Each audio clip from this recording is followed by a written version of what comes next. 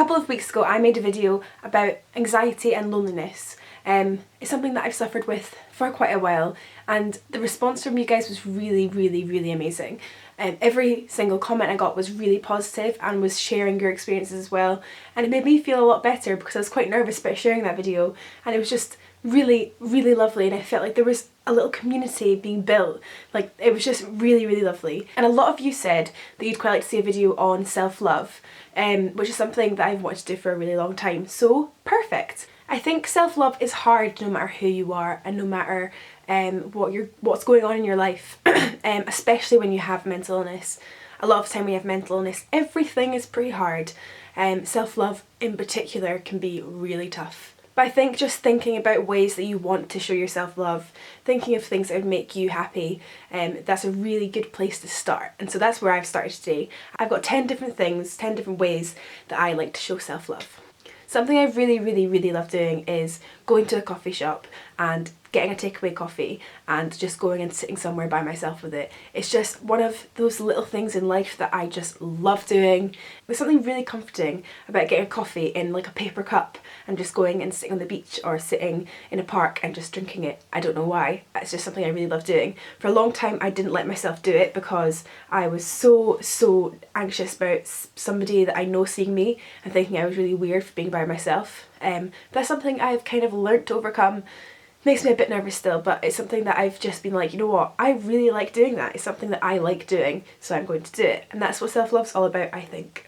My second thing is to wear what you want. For a really long time I didn't let myself wear what I wanted to wear. I would think, oh no, that's not like cool, or that's weird, or it doesn't fit my body type, it doesn't flatter me. But like a year ago I was like, you know what, I like that jumper or I like those trousers, and so I'll wear them, and I didn't care about what people thought about them, and it's been so freeing. It's made me feel so much more free to just wear what I want. It's something that's so simple and something that's so important. Like, not everybody likes the same stuff, and it's important that you celebrate your own individuality, and a really great way to do that is through self-expression, through your clothes and through what you wear, through your makeup.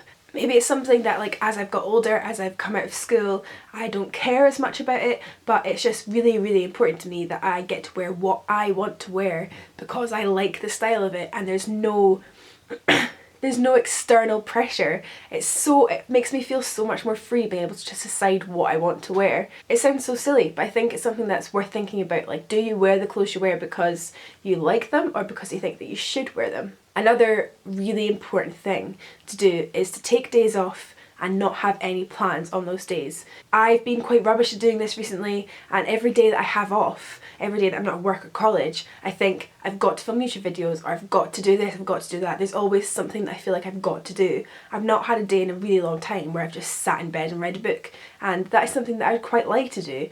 That's the difference, I think, taking a day off and doing things you want to do on that day. If you want to do a whole day of housework, that's fine, but if you also want to lie in your bed all day, that's totally fine. It's something that can take some practice, I think. I think it doesn't come naturally to some people to just sit about and not do much, but I think it's so important and actually very productive. If you sit around and do nothing, I think it can be productive because you are letting your body get back to normal, you're letting your body relax and your mind, and that's very productive because it means you can be more productive on the other days. Just let yourself be sometimes. Obviously it's not very healthy to do that every single day, but whenever you feel like you need a day off, you need to take that day off. You need to plan around it and make sure you've got a whole day to do nothing. Next, I have read a book. Reading books are, I think, so good for you. It's one of the best things that you can do for your mind. You completely escape in a different world, and you learn so much more. If you're reading a factual book, you can learn so much. If you're reading a fiction book, you can get lost in a completely different world, and it can be real escapism for some people. But I just think it's so productive and so important to read books. It's one of the best things you can do for yourself, and it's something you are doing for yourself, by yourself, and it's just so empowering. I think reading, I really enjoy reading, and I think it's something that is really important to pass on. I think it's really important to advocate reading as a really good way of self-care. Next I have take care of yourself. This is kind of more hygiene, and it's kind of like a taboo topic. I've not really heard many people talk about it, but when you're very mentally unwell, it's really hard to look after yourself. It's hard to eat good food, it's hard to shower some days. It's not something that just comes naturally and easily. It's something that takes a lot of willpower and effort to jump in a shower, and that's something that probably you can't understand unless you've been through quite a difficult time with your health or with your mental health. I would often feel so physically exhausted that I couldn't face getting dressed. The thought of getting dressed was way too much for me, and so I just wouldn't, and there'd be days that I'd go without getting dressed and just wearing pyjamas the whole time, and that's okay. Like, I think I feel okay to admit that, and it's something that maybe should be talked about more because can be quite embarrassing to think about that.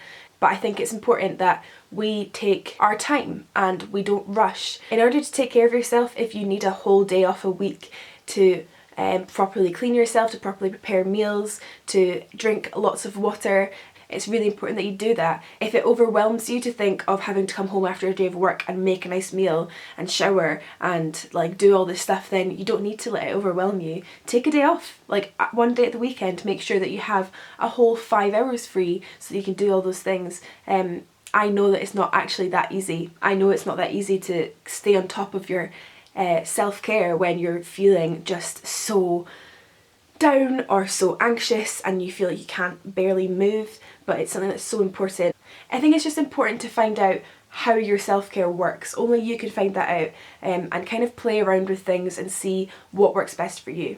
Next, I have learn a new craft. I really am like somebody that really enjoys doing crafts and learning new crafts and all that kind of stuff. You might not be somebody that's really into that, so you could be somebody that wants to read a new book or learn an instrument, that's also okay. But I think being able to do something with your hands and your mind combined is something that's really therapeutic and really, it's just so good for you. I think it's just so good for your mental health to find something that you really enjoy doing that's creative and it's using a different part of your brain, and it can be really, a lot of the time when I do colouring or when I do embroidery or knitting or whatever, I can do that for hours and I'm not even thinking about anything. Honestly, when I do colouring or whatever, I don't think about my anxiety, and that's something that's a big thing because I'm always thinking about it. Next, I have do what makes you happy. This is a very broad term and it also sounds really cliche and like pretentious and annoying, but it's so important. If something you've wanted to do for a really long time is make a YouTube channel or to start running, whatever it is that you really want to do, whatever it is that makes you happy, you have to do it. You just have to do it. Don't do it for anybody else. Don't do it because you're thinking of how many followers you'll get. Don't do it because you're thinking everybody will look at you and think you're weird.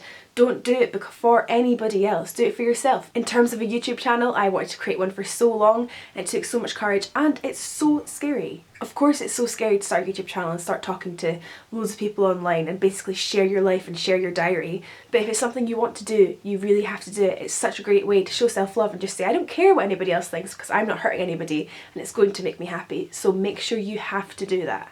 Next, I have spend money on yourself. There's this whole minimalism thing that's happening on YouTube right now, which is great. I think minimalism is something that's really important because we are surrounded by stuff that we don't need.